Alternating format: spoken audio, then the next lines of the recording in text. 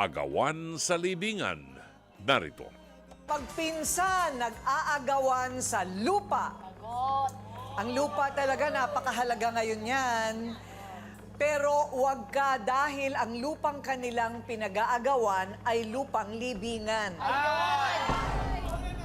Hindi nila maibaon sa limot ang kanilang sigalot. Kaya, hukayin na lang natin ang kanilang naging hidwaan kaugnay ng agawan ng libingan. Ano ka ba naman, Luming? Pati ba naman kami tataluhin mo dyan sa lupa ng sementeryo? Yan, titulo na yan. Hindi lang naman ikaw ang may-ari niyan. Mag-ambag kayo. Kung magkamag-anak kayo, libre na. Ayun nga napaka-unfair naman na si mama lang lagi nagbabayad pero halos lahat naman ng patay ng pamilya namin is nakalagak doon. Itong huling Todo Los Santos tayo nagbayad dyan. Kaya wag niya angkinin ng titulo ng sementeryo dahil may karapatan tayo dyan at may kamag-anak sila. May kamag-anak din tayo pare-pareho. At heto na ang magpinsang nag-aagawan sa libingan, Luming at Pearly, harapan na.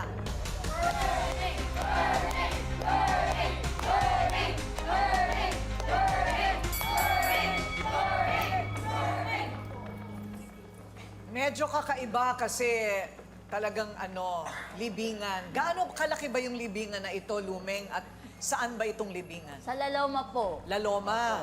Meron pa bang natitirang lupa doon? Meron po. Sa lola po namin yon. Pero hinihingihan ko po sila ng pang-share lang po para mailipat sa pangalan. Kasi nanay ko na lang po ang buhay. So siya po ang may karapatan na binigay ng lola ko sa nanay ko kasi sa amin po nakapisa ng nanay ang lola ko. Ang Okay. gusto po ng nanay ko, ilipat isa sa akin o sa mga kapatid ko. Pero ako po ang bunso sa amin, sa akin na lang. Teka muna, pagka may nangyari sa nanay mo, saan siya ililibing? Doon po sa Laloma. Oh, so bakit kailangan ilipat sa pangalan Kasi mo? po, nung nagpunta po ako sa opisina ng Laloma, sabi pong ganyan, mas maganda daw po, ilipat na, nagtanong po ako kung pwede ilipat sa pangalan ng nanay ko na. Kasi matanda na siya. Ang suggest po sa akin, bakit hindi pa direkta sa'yo? Kasi ganun din naman ang gastos. Sabi po sa opisina sa Laloma. Tama ba yun, Attorney Lorna? Is that correct? Na imbis na dumaan pa sa pangalan ng nanay niya yung lipatan, diretso na sa kanya? Tama yun. Good advice yun. really? Diretso na. Opo, Yes. opo. Mas Otherwise, two transfers yan. Paano yung capital gains? Walang capital Wala? gains. Wala? Okay. Basta't ililipat lang sa pangalan Diretso niya. na lang. Kasi pag namatay yung nanay niya, mahirap yun. Opo, yun nga po ang sabi dun sa ano. Mas madali yun. Yung titulo nakapangalan sa lola pa. Opo. Okay, mula sa ating mesa ng ebidensya, Ryle, para makita yung napakaganda mong shirt. Saan mo binibili ang mga damit mo? Online lang po. Online? Ang ganda. Ate, parang ang antigo. Antigo, mapupunin. Ingatan mo, ate. Alam mo, mabasa-basa lang ito ng konti patay. Wala Oo nga, na. may butos-butos na. Oo, tingnan nyo naman. Oo, ayan. Oo. So, ito ay mula Laloma Catholic Cemetery kay Severa, Mr. and Mrs. Severa Carbonell. Opo. Yan ang lola nyo. So, ngayon, ang problema, ayaw ng mga kapatid nyo? Hindi, gusto po ng mga kapatid ko na ilipat sa amin. Okay, pero... Pero yung mga pinsan ko po, yung sa hinihingihan ko po ng share. Kasi nandun din po siya sa lugar namin, nagpasok din, may mga patay din po sila doon. Oh. In case po na huwag naman sana mangyari, meron pong nawala sa kanila, doon din nila ipapasok. Okay. Papayag naman po kami, kaya nangihingi po kami ng pan-share. Ng pa-share. Oo, na paglipat ng titulo. Ayaw nila, sabi nila, sa inyo na lang yan. O sige, sabi kong ganyan, sa amin kami gagastos. Pero hindi na kayo magpapasok. Oo. Hihimayin pa natin ito ha, kasi titingnan pa namin yung kanilang family tree. Eto na, girl, hindi ba Ayan. nakikita natin na patay na nga yung dalawang kapatid ng nanay niya. So si Nanay Virginia na lang ang natitira. Oo, si Nanay Virginia. At ang gusto ng Nanay Virginia, ikaw magdesisyon. Okay, so ang problema dito ay kailangan daw na magbigay ng 15,000 Opo. para mailipat na sa pangalan mo. Opo. Ayaw ng mga pinsan mo. Opo. Tapos sabi mo, sige, pero hindi na kayo pwedeng mag-ano dyan, maglibing. Opo. Anong problema? Kasi hindi ko nga rin po kaya. Single mom lang din po ako. Humihingi lang po ako sa kanila ng tulong. Kasi lahat naman po kami makikinabang dyan eh. Hindi ko naman po ipagdadamot sa kanila eh, kahit nakapangalan sa akin. Pwede sila magpasok kung sakaling may ano. Ganito po yun, Ate Corina eh. Yan titulo na yan, ngayon lang namin nalaman na nakita na pala nila. Nawala yan eh, sabi nila. Nung namatay ang nanay ko, hindi nabibigyan nanay ko dyan sa yung sementeryo na yan kasi nawawala daw yan. Ayun ang problema. Nawawala. Ngayon nagagalit sila sa yung auntie ko. Kasi talaga yung magkakapatid na yan, nagmamahalan talaga yan eh. Ang nanay ko po yung pangalawa na na ate ay na kapatid. Ngayon nung namatay ang nanay ko, biglang nawala yan, hindi namin alam. 7 araw na nanay ko na nakaburol. Siyempre, hinahanap po yan eh. Sa opisina, hindi po bumabubuksan ang isang nicho kung yan ay wala. Ngayon, ang balak namin, nag-usap, okay naman ang auntie ko eh. Ngayon, nasaan ang titulo? Hindi nila mapakita. Wala. Kaya, saan nilibing yung nanay mo? Sa iba po. Sa Green iba? Park, opo. Doon po ni Mayor. So, napagastos patuloy Opo, kayo. opo. Nagtataka nga kami ngayon, nakabuka, ngayon na nakikita na, bakit hindi nila sinabi sa amin na, mga pinsan, ang bahay lang po namin, ilan di pa lang. Buti sana kung na malayo-malayo eh. Hindi, kasi ilan di nga, pa ang lang nanay ko may Alzheimer na, minsan nawawala pa sa sarili. Oh, yun naman pala, Ate Pearly. 91 years old na po ang nanay ko. 85 o 90, may sakit po siya. Minsan 3 araw hindi natutulog.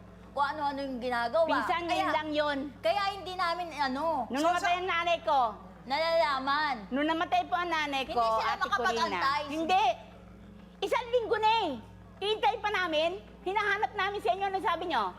Wala. Hindi namin makita. Ano po bang gagawin namin? Siyempre ako po yung parang pinakapanganay na dahil yung 3 kuya ko patay na eh. Ako ngayon ang nagdesisyon. Sabi ko po doon sa bunso namin, so, wala pa, hindi pa naman makita yung yung titulo eh. Ngayon ang ginawa ng kapatid ko, humingi ng tulong doon po sa doon libre naman po yun eh, sa Green Park, libre po yun eh. Doon po namin nilibing ang nanay ko. Mga ilang buwan, pinatawag ako ng auntie ko, nanay po nila. Sabi sa akin, pinagalitan ako, bakit ko daw ipinalibing ang nanay ko sa ibang lugar. Sabi ko, ante, paano namin hindi ipalilibing ang nanay ko sa ibang lugar? Nawala yung titulo eh. Anong sabi ng auntie mo? Hindi siya kumibo. Nawawala kasi. Nawawala eh. Anong gagawin? Intrimitida daw ako. Intrimitida. So, anong hinala mo, tinago nila? Hindi ko po alam. Ayun. Kasi posible rin yun, Attorney Ah. Lorna, tinago para wala Hindi ko po alam. silang mana. Pero hindi nga problema yan. Pag nawawalang isang dokumento, pwede naman mag-execute ng affidavit of loss. Ayun. Hindi po eh. Ayaw po. Ayaw nino. Ayaw Hindi po po, sa ang opisina. nanay ko nasa Cavite that time. Nag-uumpisa ang pandemic. Hindi kagad makaano. Hindi kagad makaluwas. O, Hindi senior sila, pa. Opo. Hindi sila makapag-antay. Tapos nung ibinibigay na sa kanila, hindi na raw, palilibing na lang daw nila sa iba. Hindi, pinsan. Hindi totoo yan. Huwag mo Nagulat sabihin naman ako kay Nanay Hindi, Pearly. hindi Ganon. totoo yan. Ay, Hindi totoo yan. Huwag kang sinungaling, pinsan. Papalibing na lang daw nila. Hindi po Meron yan na raw totoo. silang nakuwang paglilibingan. Okay. Naungkat ang problemang ito dahil nung August daw ay may ipapalibing sana sila Perly. Sa side ng tatay mo. Ayun, hindi daw pumayag si Lumeng. Hindi. Bakit? Hindi naman parte ng pamilya ng hindi kadugo. Carbonell, hindi sa Carbonell eh. Oo. Parte ng tatay niya yun. Bakit Okay. to nililibing? Okay, kampihan na. Siya ang kapatid ni Lumeng na nagsasabing dapat sa kanila mapunta ang titulo ng libingan. Boyet, humarap ka na.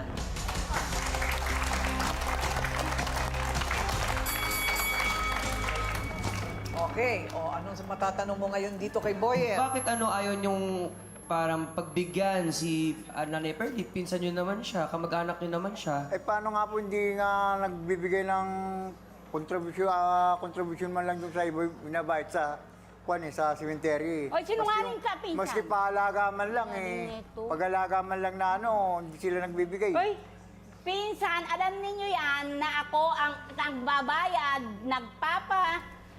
pintura sa simenteryo. Ay, hindi Ha? yun. Ay, hindi, Hindi sinungaling ka. kami nagpipintura Ba? doon pagka ano. Kami nag-ano Patay na doon. nga ang nagpipintura ngayon. Kada mahal na araw kami nagpipintura doon. Ano mahal na araw? Todo Ay, Santos. kada... Sabi sa'yo, pinsan, sinungaling ka naman. Nalito lang siya. Iba yung kalendaryo niya. Pirated. Sinungaling ka. Pasensya na, Nay. Boyet, nung araw, alam nyo yan, na medyo lang po, Ate Corina, na nakakaluwag kami. Kasi andyan lang po yung asawa ko. Kada Eh. Tudol Santos kami Nagtatrabaho nagpipintura doon. Sinungaling nito Okay, talaga. tapos? Tapos po, basta Kami pag todo nagpupunta- Los Santos, ako po talaga ang nagbabayad doon sa mismong naglilinis at nagpapapintura sa nicho po doon. Kasi nung araw po yung pinipinturahan. Okay, nakikuha ko na yon. Ah. Ang problema ngayon, yung 15,000. Yun po. Ngayon? So ayaw ninyong magkontribusyon. Opo. Kasi may balak sila eh. Alam ko may balak sila eh. Anong balak nila? Kita nyo gusto nila sa kanilang ilalagay lang yung ano? Pangalan. Yung pangalan, yung titulo. Eh, nung napatay yung nanay ko, nawawala daw yung titulo. Eh ngayon, Eh, kung paano nga sana, pa? Paano nga pinsan ganito sana, Paano nga gawin mga natin. nawawala nga yung kwan? Ewan Yung ko sa titulo. inyo kung talaga Okay, nawawala. teka Bigla muna. ngayon lumabas. Question. Tanong. Oh. Halimbawa, wag naman sana mangyari. Opo. Sa side nila, nakapangalan na sa'yo, di ba? Opo. Sa side nila ang may namatay. Pababayaan nyo bang ilibig doon? Siyempre. Kasi unahan lang ng kamatayan, ganun Oo ba nga yun? po. Yun ang pinapaliwanag ko sa kanila. Oo. Hindi ko na maipagdadamot. Hindi para pwede silang sumbatan kami. Ba't ayaw nyo maglibing dyan? Eh, may share naman kami. Ito na. Siya raw ang pinakamatanda na kadugo. Pero kahit kailan, hindi daw nilirespeto nila Lumeng ang taong ito. Ang pangalan niya, Violi. Humarap ka na. Darin to. Darin yan. Magandang umaga, Aling Bioli. Kayo po ay pinsan din po ni Aling Lumeng. Paano niyo po nasabing hindi po kayo ginagalang? Ano po bang nangyari? Pangit po talaga ugali niyan. Anong pangit? Hindi po, kahit Ano makasalubong ko po yan, Ano hindi po? niya ako pinapansin yan. Paano po? Ganyan ka naman eh. Lagi kang ganyan Ang pagka ano eh. totoo po niyan sa Ano, pulatang nag-aasikaso ng Malilimutin ka rin na ano eh. simenteryo po. Paano po masasabing pangit? Ako po pinaka-panganay na Dali lang, niya. isa-isa. Isa-isa. Ikaw muna, Violi. Pag nakakasalubong ko po yan, hindi niya pa ako pinapansin. Bastos po yan. Gusto niya makuha niya lahat yung titulo ng lupa ng simenteryo na yan. Ayaw niyang pumayag na ipalibing yung mga kamag-anak namin doon sa ano Anong nila. ayaw? Tatay mo nga nakalibing doon, kapatid mo, pangamangkin mo, nakalibing doon. Hindi totoo yan, Hindi totoo Luming. nakalibing Ayaw doon. mo Kahit nga. pumunta tayo ng Kasi sementeryo. buhay pa nanay ko.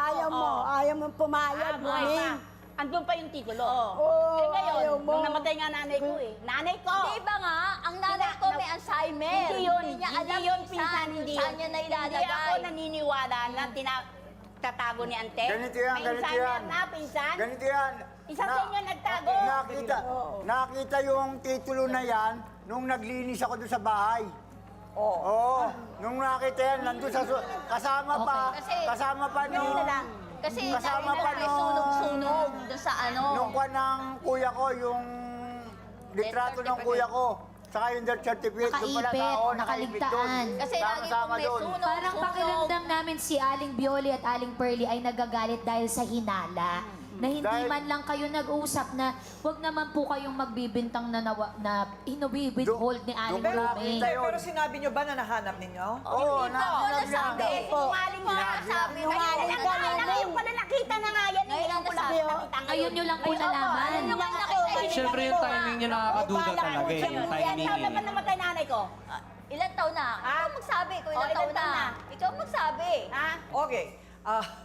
Dr. Love, anong sinasabi ng Biblia tungkol sa pagbibigay ng tamang libing? May ganun ba sa Bible? Lahat tayo ay merong inaasahan ng simbahan na magbigay ng tamang libing na may karampatang pagpapahalaga at pagpaparangal sa katawan ng tao. Either kalansay na yan or cremated na. No?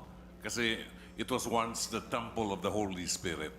Pero hindi yung patay dito ang problema eh. Ang problema rito yung buhay. Binabalikan pa natin yung kahapon, yung mga nagdaang away kahapon.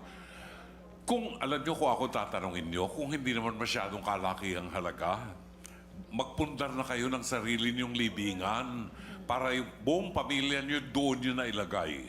Ngayon, napapanahon na ngayon yun, yung bumibili tayo ng, anong tawag doon, yung columbarium, ano? Yung mga magpapa-cremate. Pinapayagan naman ng simbahan yan, pagpapa-cremate. Yung maliit na space na columbarium na yon, 4 na tao po pwedeng nandun. So, mukano lang halaga nun? Kaysa mag-away-away ang buong pamilya, magpundar na kayo ng sarili nyo. After all, nagawa nyo ng ipalibing ang nanay nyo, di ba? Sa separate na lugar, di ba? Kung kaya nyo, di yun ang pagyamanin nyo. Wala nang sakit ng ulo, wala na kayong pag-aawayan pa. Kasi pinag-aawayan nilang dito nagdaan eh. Hindi na kayo magkakasundo niyan. Pag nabuhay kayo dyan, pati mga anak-anak nyo, dala pa yung away na yan. And yun yung sinasabi ng attorney na hindi maganda. Mga kapatid, ito po si Brother June Banaag. Dito tayo sa totoo. Dito tayo sa True FM. Mag-subscribe at i-follow ang mga social media accounts at True Network PH sa FB, Instagram, X, YouTube, TikTok, and podcast.